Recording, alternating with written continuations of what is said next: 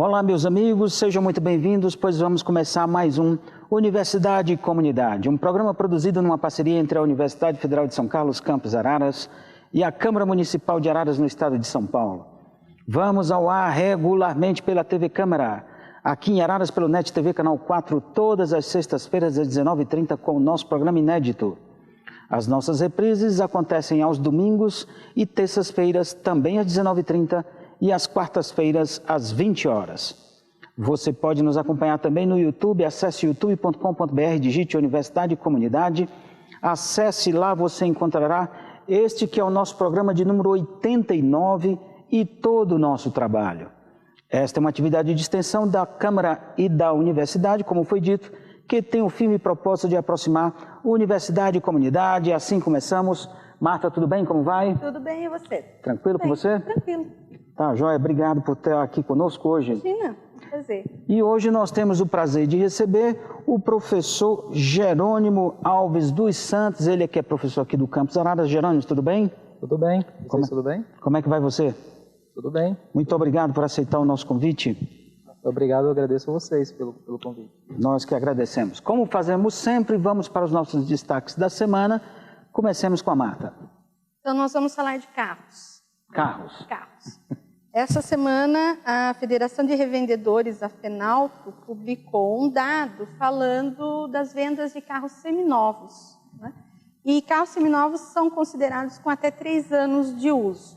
Então, foi uma notícia até que boa, né? Que as vendas desses veículos subiram 22,8% nos 7 primeiros meses do ano, em comparação ao mesmo período de 2015. O que não tem acontecido com os carros novos, né? Para esse mesmo período, as vendas de carros novos elas tiveram uma baixa de cerca de 21%. Né? Então, a expectativa é que se tenha uma melhora nesse mercado, mas ainda também com uma certa parcimônia, né? Exatamente, porque até em algumas declarações que tem na imprensa que não fica muito evidente ainda o que vai acontecer nos próximos meses. Mas que é um indicativo, de, pelo menos para esse primeiro semestre, vendas melhores para carros seminovos, como eles falam, né? De 3 anos de uso. Legal. Então, subiu 20 e caiu 20. Subiu 20, 20 a 20. Um número Zerou, né? cabalístico aí, né? Mas é bem por aí. É lógico que, em termos assim, pontuais, se pegar de junho a julho, também teve uma retração nas vendas de seminovos, né? Mas aí, olhando um panorama maior, né? De médio até longo prazo, as vendas melhoraram. Mas, assim, pontualmente, se for pegar do ano passado, caiu para esse ano, teve uma leve melhora de 8,5%, mas acho que, em termos de planejamento, sempre se olha um período um pouco maior. Maior, né? claro. Por fim, não deixa de ser um reflexo da crise, né? Porque o sujeito deixa de comprar um carro zero e busca um carro já no mercado, portanto, mais barato, né, do que aquele que ele tiraria na loja. Esses dias eu estava conversando com uma pessoa muito próxima e ela estava sinalizando para mim o seguinte: quando comprar um carro num momento como esse, né? E o que se analisa é sempre o seguinte: você está numa condição muito estável financeiramente, suas contas, família, você não está devendo nada, as crianças. Porque vamos supor, se você tem algum risco de perda de emprego ou de queda substancial, vamos chamar assim, de salário, você tenta garantir primeiro outros aspectos mais básicos do seu dia a dia. Alimentação, escola de criança, saúde, né? Educação, saúde. Então. E carro viria num segundo momento, vamos dizer assim, né? Quando tudo isso já está devidamente garantido, né? Sim, e até mesmo porque o porquê de trocar esse carro, né? Muitas vezes a pessoa é mais carro para passeio, é carro para trabalho, e muitas vezes se ela tem um carro para trabalho, no médio e no longo prazo ela vai diluir o custo desse carro no trabalho, porque é um instrumento para que ela trabalhe. Agora, pensando somente como um bem durável, olhando só pelo lado do luxo, aí mais ainda a pessoa tem que fazer as contas e ver, eu vou conseguir recuperar o dinheiro que eu investi nesse carro? Né? Porque muitas pessoas trabalham, né, Claro. utilizando o carro, e aí você acaba na quilometragem diluindo o custo, né? E quando aumenta de renda, as pessoas normalmente procuram conforto. Exato. Procurando conforto, que eu quero carro novo. Exato. Quando, no momento que nós estamos em crise, o que acontece? As pessoas abrem mão do conforto. E eu também, nessa estatística também, eu cheguei a ver que as pessoas que têm um carro mais ou menos novo, né, eles vendem para comprar um carro mais barato. E aquela diferença, eles acabam utilizando para pagar conta. Pagar dívida, né? Liquidar dívida. Acaba Isso é comum. acontecendo. São os reflexos da crise e, aproveitando, Jerônimo, em relação a isso que você está dizendo, Marta,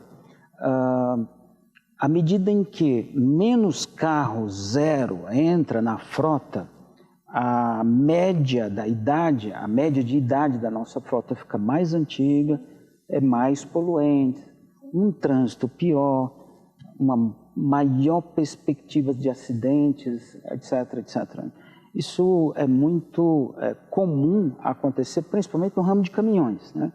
Que é um ramo também muito suscetível a crises e tal.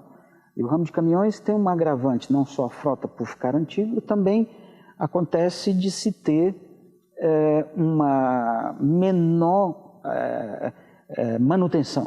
E aí eles vão para as estradas com mais riscos, vamos dizer assim. Enfim, tudo bem? Tudo bem. Dentro do mesmo tema, eu trouxe aqui estresse, que é um dos fatores que mais causa o afastamento e falta no trabalho. É uma estimativa, é um ranking, né, que eu trouxe aqui, né, que é a estimativa de que quais são as causas de afastamento até 15 dias. Em primeiro lugar está acidentes, em segundo lugar as doenças provocadas por movimentos repetitivos e em terceiro lugar, né, doenças por esforço repetitivo e em terceiro lugar o estresse. Sendo que até 2020 o estresse passará, segundo os especialistas, para o primeiro lugar, né? E eu fico me perguntando, né, até olhando o local que nós trabalhamos e outras empresas, enfim, o que pode ser feito para que isso acometa menos as pessoas no dia a dia, né? Alguns exemplos: tentar diminuir o estresse do funcionário no dia a dia metas factíveis, né? E estamos falando de crise, aí metas factíveis é um problema, né? Eu conheço uma empresa que entre o ano passado e esse, eles aumentaram a perspectiva do que atingiriam. E aí eles estão abaixo do número do ano passado. Então está todo mundo sob tensão, né? E atividades recreativas são maneiras encontradas para solucionar o problema. Uma outra coisa que eu vi é uma maior inter-relação com a família ou com animais de estimação, abrindo espaço no ambiente de trabalho para que o funcionário possa levar um filho em algum momento expediente, ou até o animal de estimação e tal. São algumas das alternativas estabelecidas aí. Alguém gostaria de comentar? Eu já vi também em outros locais em que eu trabalhei a ginástica laboral. Sim. Né? E recentemente numa empresa eu vi massagem, até Legal. com equipamentos, massageadora. E nós ficamos muito tempo na frente do computador, né? Então a tendência é dor nos ombros, no pescoço. Então um especialista e procurar fazer um tipo de massagem para que tenha esse relaxamento. E até fica um ambiente descontraído, né? Essa pessoa me relatou que quando foi comunicado, todas as pessoas lá foram marcar hora, porque tinha que marcar hora para massagem, né? E virou assunto da sala, é lógico que não desviando tanto do trabalho. Eu acho que a ginástica laboral, esse tipo de massagem, algo que seja também fluido, né? Porque muitas vezes também estabelecer um dia para uma coisa, parece que fica também, tem que ser o dia para aquilo, não fica algo tão espontâneo. Entendi. Mas enfim, eu penso também, e eu me pergunto também, né, Josivaldo, que eu acho que a partir do momento que a gente gosta muito daquilo que a gente faz, A gente aprender a respirar e agora não vou me estressar, né? Deixa para me estressar amanhã. E aí segue em frente, né? Pensa 3 vezes, né?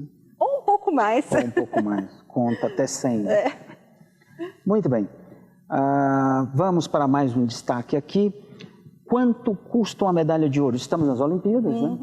E um dado interessante que eu observei é o preço de uma medalha de ouro. Quanto custa uma medalha de ouro? Bom, para início de conversa, as maiores medalhas em termos de diâmetro já distribuídas e as mais coloridas são esta, da Olimpíada de 2016 no Rio de Janeiro. Né? A maior já feita até o presente momento da competição. Né? Vão ser distribuídas 2.488 medalhas encomendadas, dos quais 812 são de ouro. E ela, na verdade, só tem 1,34% de ouro. Claro, né? É só um banhado, vamos dizer assim. Né? Alguém tem ideia de... Ela pesa 500 gramas, é um peso razoável, não precisa de pendurar aquele troço grandona, nesse caso específico dessa. Alguém faz isso? Sabe quanto custa? Não? Quanto está o grama do ouro? Pois é. Custa $600 uma medalha. Né? Mas um atleta pouco conhecido, alguém que ganhou uma medalha de ouro, um ilustre, ganhou meio que por acaso, não se ganha por acaso, né? Mas já consegue vender aí até por $10 mil em casas de leilão. Né? Sendo que a medalha do Jesse Owens, né, nos Jogos Olímpicos de 1936, bateu um recorde mundial que custou $1.470.000. Né? Essa medalha que está sendo distribuída aqui no Brasil vem em caixas de madeira, mas é uma madeira que imita um formato de pedra, né? E ela também é uma madeira certificada, dando, segundo o pessoal aí, garantias de que é uma madeira de florestas renováveis, né? Não seria de locais que foram de desmatamento, tá certo? Então, são 812 medalhas. No presente momento, nós temos uma, né, dessas 812. A nossa projeção, que você estava falando agora há pouco, Marta? Hoje de manhã eu estava ouvindo uma projeção, era que se esperava que o Brasil chegasse a 27 medalhas nesta Olimpíada. É o que já está preocupando um pouco, né? O Comitê Olímpico aí nesse... Ganhamos 2 até a presente data, falta só 25. Falta 25. Mas só um comentário que eu gostaria de... Tem tempo que você falou. Você perguntou, né, qual é o custo de uma medalha, né? A cabeça do economista aqui já foi pensar no valor da grama do ouro, do grama do ouro, né? Mas aí depois o valor é simbólico dessa medalha, né? Sim, chegar a mais, quanto você falou, 1 milhão? $1.470.000 a do Jesse Owens. E também fico pensando o que levaria um atleta daí a vender, né? A não ser que a família coloque no leilão, depois precise se desfazer, né? Mas o quanto o valor simbólico que tem, né? Como você precifica um objeto assim, né? Não vai resolver muito a vida de alguém vender por $10 mil um negócio que foi difícil ganhar. Exatamente. Inflação de julho ficou acima da expectativa dos economistas, cravando 0,52% no mês de julho. A previsão era 4%, o acumulado é 4,92%, a previsão era 0,45%, alguma coisa assim. Nos últimos 12 meses... E o índice acumulado é de 8,74, muito, mas muito acima de qualquer índice que tinha sido combinado, né, da meta, né, o teto da meta, que é da ordem de 6,5%. De novo, feijão e leite resolveram fazer a conta ficar complicada para o nosso lado.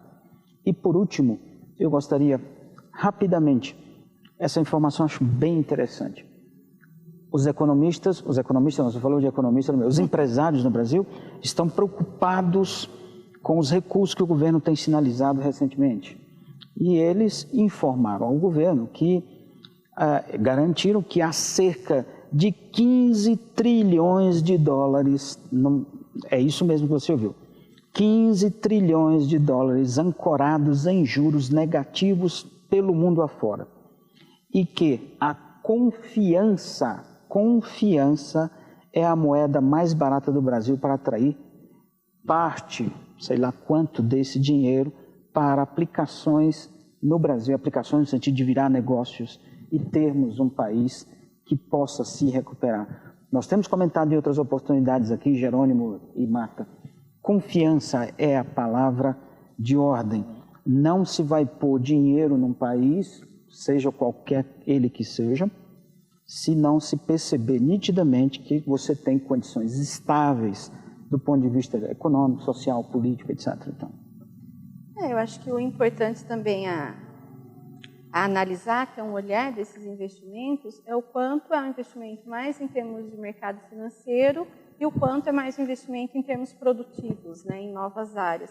Isso porque, de qualquer forma, em ambas as áreas, se você não tem uma perspectiva aí de longo prazo de um retorno, não vem para um país de nenhuma das formas, né?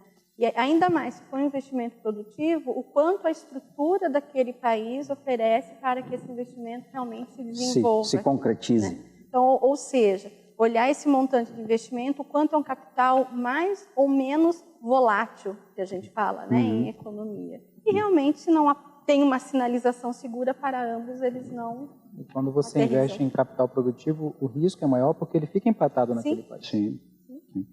Vamos para a nossa entrevista da semana. Hoje nós temos o prazer de receber aqui o professor Jerônimo Alves dos Santos, ele que é graduado em Gestão de Agronegócio pela Universidade Federal de Viçosa, na área de Ciências Agrárias, fez Economia Aplicada no seu mestrado na Universidade de São Paulo e Economia Aplicada no seu doutorado também na mesma universidade.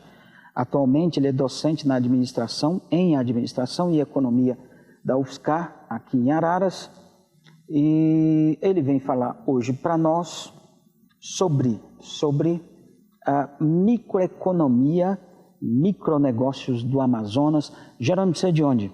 Eu sou do Espírito Santo, especificamente Linhares. Legal.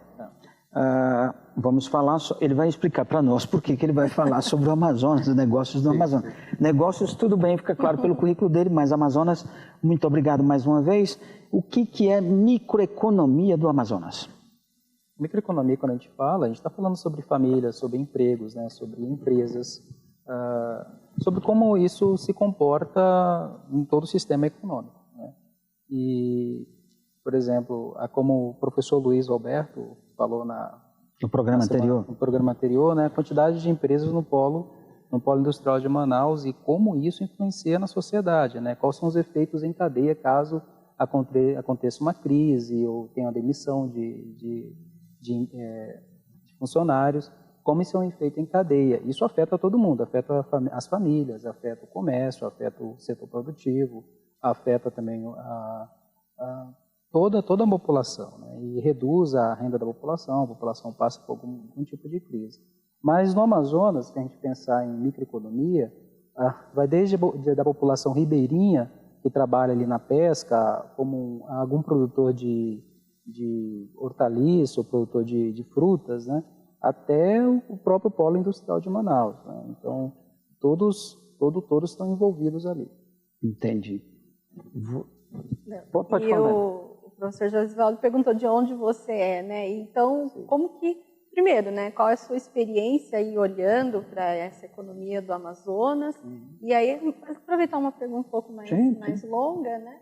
O que você sente de diferenças, nascendo no Espírito Santo, né? Passou por Viçosa, já está há um bom tempo aqui no estado de São Paulo, agora veio trabalhar com a gente.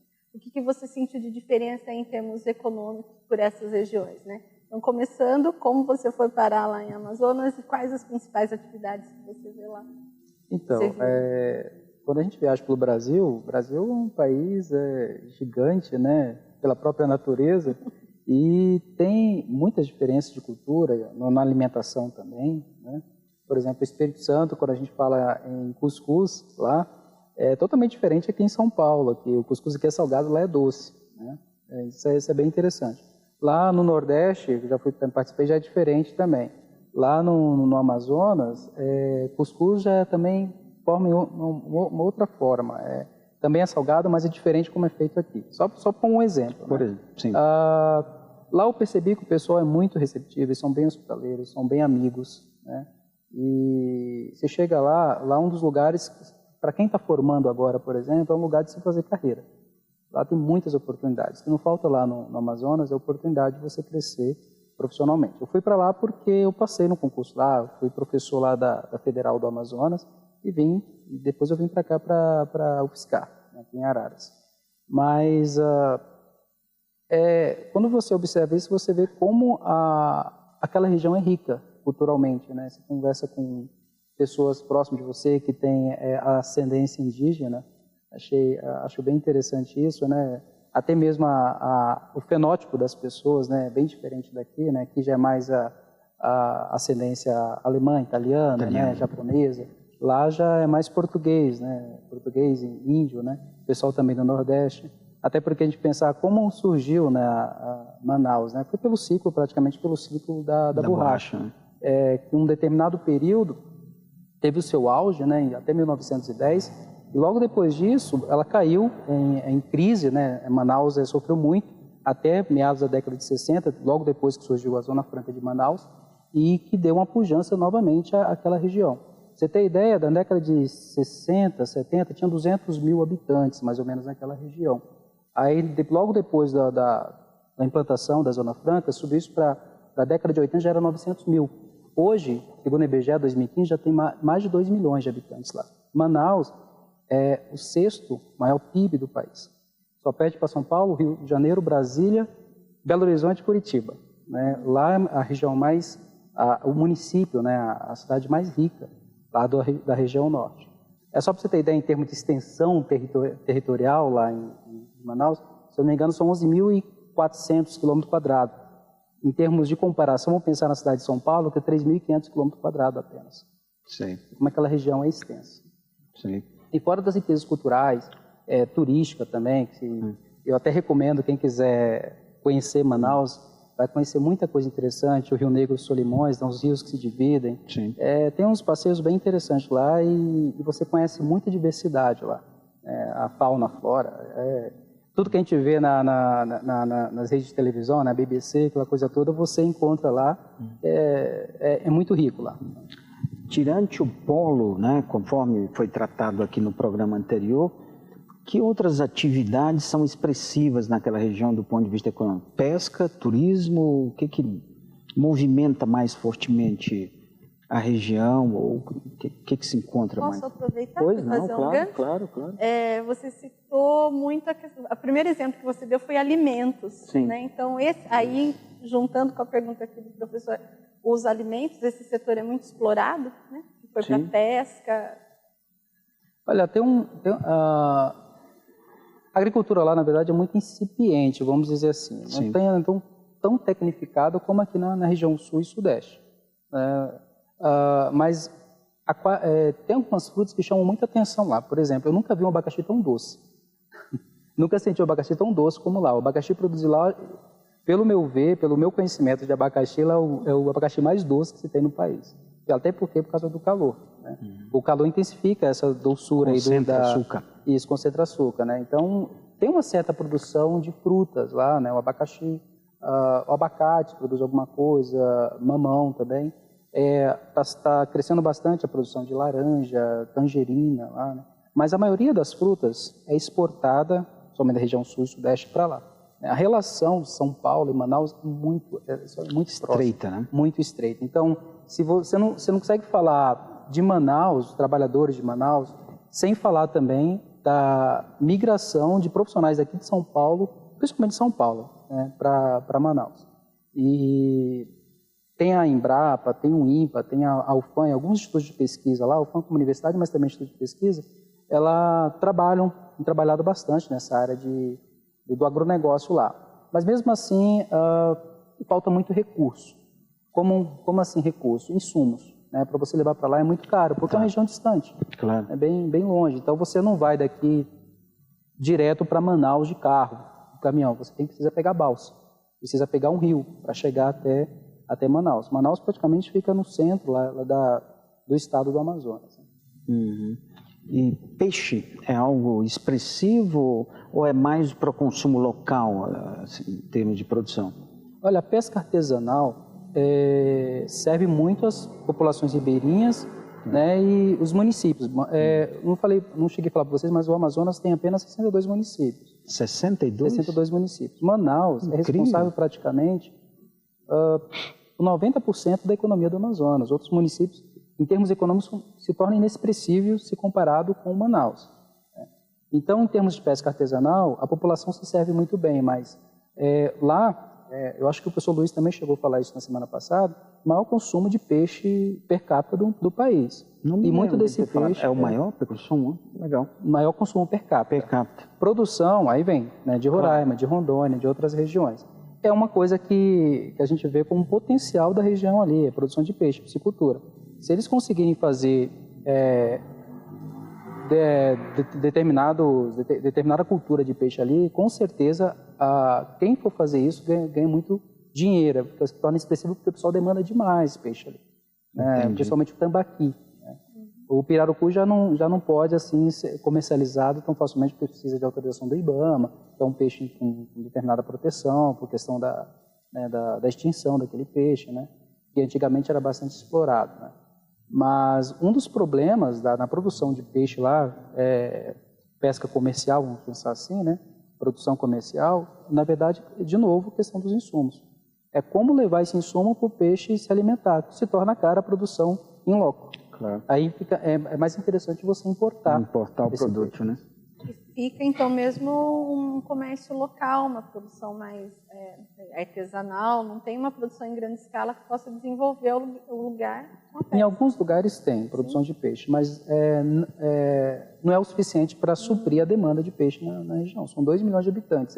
E assim, eles gostam muito mais de peixe do que de carne bovina, suína, de frango. O consumo deles é muito forte. Só que é o contrário daqui, né? E a produção vegetal? O açaí, a castanha. Uma coisa interessante de produção vegetal, o Amazonas, ali, ele é o maior produtor de juta e de malva. Vocês conhecem a juta e malva? Não. Produção de piaçava, né? A vassoura, esse tipo de coisa. Ali é o maior produtor do Brasil. Isso é interessante.